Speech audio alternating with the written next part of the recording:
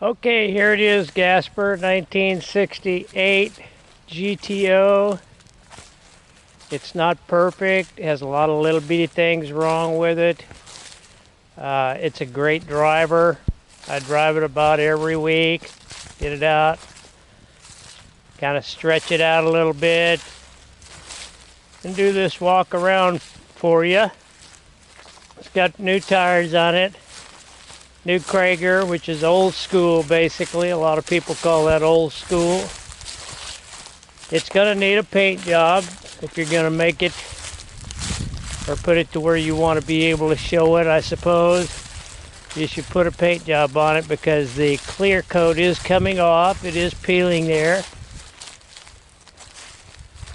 It's got air shocks on the back so you can raise this puppy up a little bit and make it look a little bit even meaner yet. But it does a nice job, runs down the road, and it is fast. Got all the windows down right now. The inside looks pretty good. Pretty clean in there. Could use a little tucking here and there. Headliner looks pretty good, except in the corner there. Looks like it's a little wrinkled, which could be pulled. Cigarette lighter needs to be replaced. This has the his and her shifter on it, Gasper. So that came standard with this vehicle.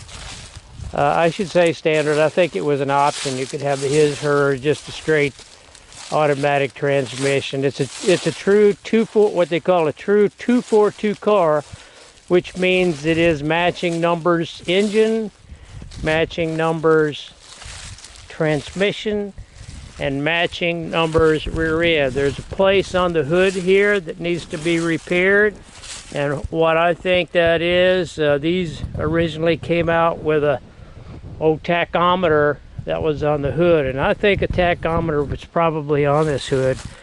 The person who owned it before me also had a 6-pack. You can take a look at the hood right there, and he put a cover over that, so you could replace the hood out if you don't like that. This one does have the vacuum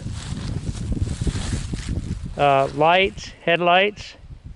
The person that owned this before me also put a ground, what they call a ground effects kit on it, which makes it look very unusual, and people actually scratch their head. They're not really, some of them really not even sure what this is because it's got those ground effects on. I've talked to people that would never take them off. I've talked to other people that said if they had it, they would take the ground effects off. So let's crank it up. Starts right up. Got a mean sound to it. Like I said, it's got the original 400 engine in it. We'll flip the lights on so you can see that they are actually opening. This one operates with a vacuum. It looks like one of the lights are out, one of the bright lights is out over there, so that would need to get replaced. But the vacuum can that holds the air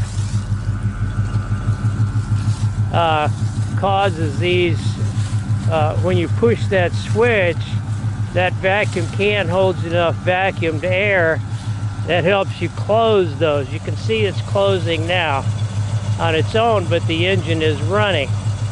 So what really needs to happen here is that vacuum can, I think it has a hole in it, probably a little rusted pinhole, but it needs to be replaced so you'll be able to shut those lights off when the engine is off. That holds enough vacuum air in order to be able to do that. So we'll try to pop the hood here and hold this camera at the same time.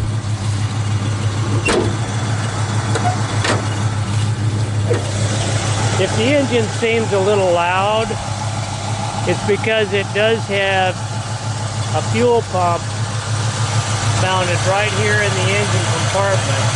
It was mounted in the back, on the back rear end. I didn't like it back there, so I moved it here.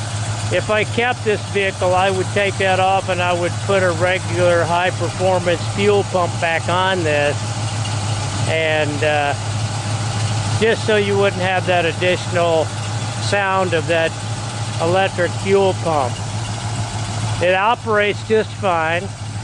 This was a vehicle that originally came with air conditioning, and it still has the air conditioning dryer on it, and also the mount here for the compressor. And so that compressor was taken off.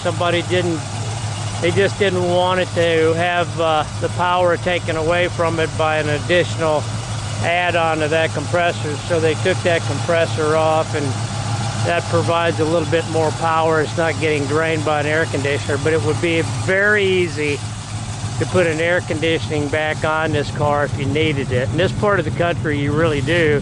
Probably up there where you're at, you really don't need it so bad. But anyway, that's it. I hope you like it. It's a pretty cool car. But like I said, and I want to make this very clear, this is not a perfect car. It's going to be a car that's going to require some work and a lot of work if you're going to put it in show condition, and a little bit of work if you just want to have it as a daily driver. But anyway, talk to you later. Bye-bye.